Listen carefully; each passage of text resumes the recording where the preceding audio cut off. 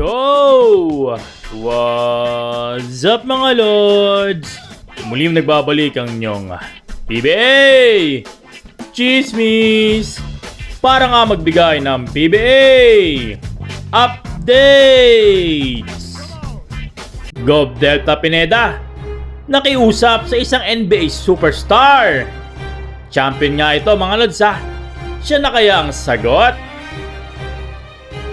Tila bangungot ang inabot nitong Converge sa kanilang tatlong laban.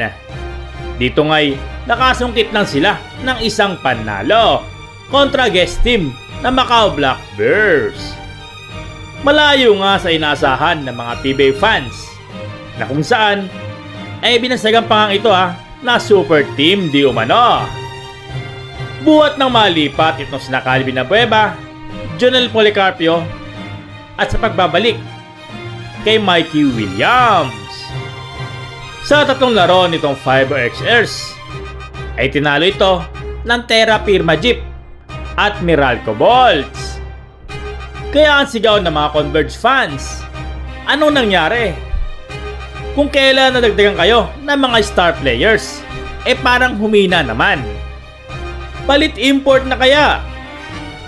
Ilan lang ito sa mga komento ng mga diehard fans nitong Converge.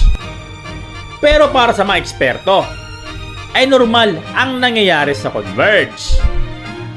Given na nakakailang practice pa lang silang magkakasama. So wala pa talagang chemistry dito. Ang chemistry mga Lods ay hindi nabubuo sa isang araw o ilang araw o mapailang buwan pa yan. Kailangan na mahaba-habang panahon to mga Lods Plus, wala pa rin naman sa kondisyon itong si Mikey Williams. At hindi pa rin nakapaglaro si Calvin The Beast Abueva. So bigyan natin ng chance itong Converge mga Lods. Malay natin sa mga susunod na buwan maging super team na talaga sila. Balita natin mga Lods na may kinakausap na daw itong si Gob Delta Pineda na posibleng pumalit kay Kyler Kelly. Bigating import di umano ito mga Lods at handang magbayad ng malaki itong Converge mapapirma lang itong superstar na si Dwight Howard. Kamakailan ay nag-anunsyo itong si former NBA champion na tuluyan na mag-iretiro sa larong basketball. Kaya baka mahirapan si Gob Delta mga Lods na makumbinsi na magbalik basketball itong si Howard. Balita natin mga Lods ay na-trigger magbalik aksyon itong si Howard sa ginawang record ni Bam Adebayo na kung saan ay umiscore ng 83 points sa NBA.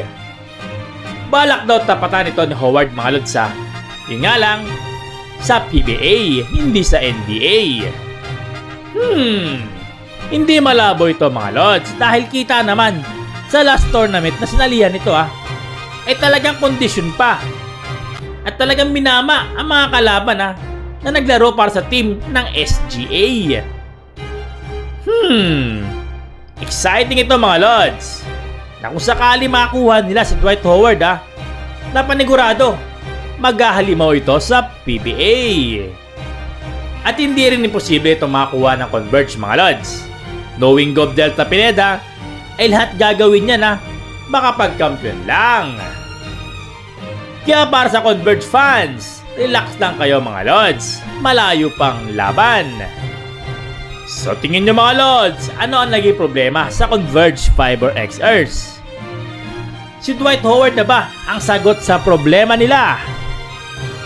Comment kayo mga Lods at ating babasahin yan. So mga Lods hanggang dito na lang tayo. Maraming salamat. Bye-bye!